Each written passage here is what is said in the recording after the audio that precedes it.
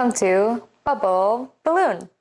Now, can you recall putting off a task or project you're working on even though it's due the next day?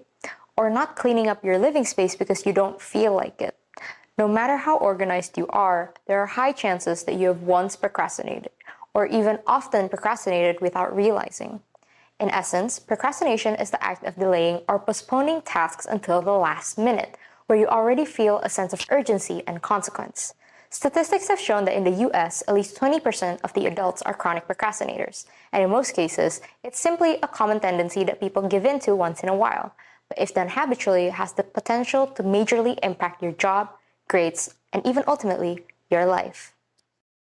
Alright, let's first delve into how procrastination can occur. It's a fair understanding to know that we want to postpone work that may weigh heavily, but why do we procrastinate when we know it's not the best course of action? Let's bring reporter Lynn in all the way from Kaohsiung to bring us into perspective and insights. Hello, reporter Lynn, can you hear me? Yes, thank you, Chris, for the information. Indeed, procrastination has caused some disturbing effects in daily life and may also affect the body and mind psychologically. I believe that some people are also looking for ways to get rid of or alleviate procrastination. Now, let me interview a student in Taiwan about the problems related to the procrastination. So, this is Steve. Hello everyone, thank you Lynn. I'm Zip, a student in Wenzao University and a Kaohsiung resident for almost 20 years. Today, I will discuss procrastination in my daily life, offering insights from a Taiwanese perspective. Yes, I'd like to ask you some questions. First, what do you think of procrastination? Oh, procrastination is when people don't complete tasks promptly. For severe cases, even when they know deadlines for reports or presentation in group projects, there's a lack of motivation to start early. The challenge lies in motivating these individuals to in a timely manner. Yes, are you procrastinating? What's the situation? Yeah, I do procrastinate. Let me tell you about my club. So back in November, they asked me to manage some activities. They explain the whole process and point out important stuff. But in my head, I was like, I'm only here for a year, and I didn't even say I want to manage the club stuff. Even though they remind us every week, I just thought they were showing me the ropes. When the deadlines hit, they didn't look good. So that's how it went down. Oh, what impact do you think this will have on your life? Well, I recognize my responsibilities and deadlines. I sometimes struggle with understanding the text, lack experience, or simply didn't feel the mood or pressure to do them. But like, why bother with something not useful in the future? Or I will do it tomorrow, not today. Often cross my mind. Okay, do you have any advice for people with procrastination? Oh, absolutely. My friendly advice is we all have those tasks we'd rather avoid. Life can be tough, right? Sometimes a habit or a bit pressure can give us that push. But the key is let's be friends with the first step. Force ourselves to get started. Once we tackle that, the rest becomes a breeze. Alright, thank you, reporter Lynn. So, as we heard, that is a real case of someone who procrastinates passively, also known as a passive procrastinator who delays their tasks out of avoidance because they have trouble deciding what to do. Is that right, reporter Lynn? That's right. Stress is also a major factor of procrastination, which makes people want to escape and not to do it, so they don't have to face those responsibilities. I see. So here we see some reasons that our interviewee had earlier mentioned as to why they had procrastinated. They mentioned that they didn't know what needed to be done and wasn't actively trying to find out. They also didn't know how to do their tasks and continued not to act on it based on them not feeling like it. because nothing like it to face so escape. Even if it's done later, there's some pressure in the process of doing these things, so that when the next time when you face the same thing, you still choose the same way to face, like vicious cycle. So, through habitual procrastination done passively without realizing, we see how difficult it is for one to achieve their tasks and responsibilities. It holds not only their aspirations and themselves back, but also their surrounding and community. Next up, we have another interviewee with a contrasting background. Reporter Lynn, on to you. Thank you, Chris. We believe that procrastination is different in different environments and societies. And under the influence of modern times, more and more people have procrastination. In order to better understand its impact, I plan to interview Ariel, a student from Vietnam. So here's Ariel. Hello everyone, thank you for having me. I'm Ariel, a dedicated professional procrastinator from Vietnam and currently studying at Wenzao University in Taiwan. My years as student will offer a cautionary narrative about the impact of procrastinations on life and relationships.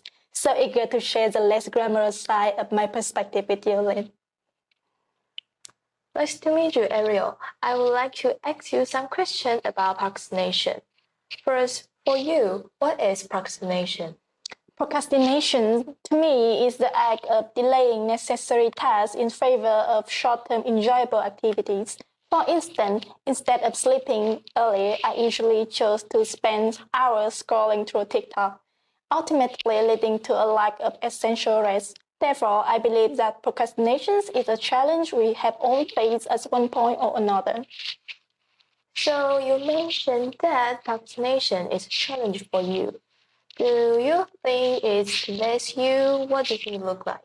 Yes, I do procrastinate. As a student with numerous assignments, I often delay completing them until the last minute to preserve my leisure time. Although I have attempted to start tasks earlier, my lack of initiative leads me to work under tight deadlines repeatedly. It seems that procrastination has already become a part of your routine, and when facing responsibilities, in your view, is where you live, Vietnam and Taiwan, and have any impact on your routine? In my view, Taiwan has a significant impact on procrastinations, while Vietnam has less influence. In Vietnam, high performance expectations create a fear of punishment or comparisons with peers, discouraging procrastinations. In contrast, Taiwan seems to have lower expectations with instant of blank test submissions or late group report submissions being common. This lack attitude contributes to procrastination. So yeah, I do believe society or environment in general has a great impact on procrastination practice. How do you refuse procrastination? Realizing the impact of my delayed work on friends and teammates, I decided to change my approach. I adopted the Ivy League method, focusing on 6 tasks each day. This method encourages single tasking, making tough decisions, and effective in improving my productivity. Do you have any suggestions for people who suffer from procrastination? Yes, I do. My advice is simple. The problem isn't the work itself, but starting it. While it might seem reasonable to delay tasks with reasons like working better under pressure or planning to finish at the last minute, procrastination does have negative impacts. Act now to prevent these consequences. In my case, seeking motivations from friends has been crucial in breaking the procrastination cycle, as my friends put here. Get your ass up and do it. You're always complaining. Just do it, don't complain anymore. Ariel, I know you have big tendencies to procrastinate a lot, but I'll tell you one thing. Motivation does not work. You need self-discipline. Self-discipline will help you push forward regardless of how you feel. So stay hard. Okay, Ariel, I love you, but stop sleeping. We have work to do. Listen, who's gonna do your work? Only you. Not mommy, not daddy, not Licia. Nobody. Nobody's gonna do your work but you. So make sure you dedicate your time to doing your work, get things done, so that you can have a long break. So, as you can see, our second interviewee seems to be an active procrastinator, someone who procrastinates on purpose with the belief that they are able to work better under pressure or with more challenge, even though it disturbs their understanding of proper time management. It also causes them to work less effectively, focusing more on finishing the task rather than the quality of their work. Isn't that right, reporter Lynn? Correct, Chris. The second interviewee showed people in different contexts have different ways to deal with procrastination and have different mentality. But if we really want to get rid of procrastination, we need our internal promotion and need to have moods to do it. I think we can make a to-do list, or we should concentrate on one thing and take a baby step to change our mentality. I believe that people will gradually get rid of the negative effects of procrastination. That's good to know. All right, thank you, reporter Lynn.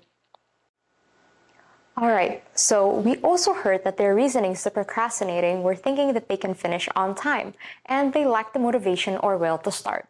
So here we see that procrastination becomes an issue when it turns chronic, where they have higher levels of stress and illness. They may eventually even have an increased burden on social relationships and consequences from their actions due to the lack of responsibility.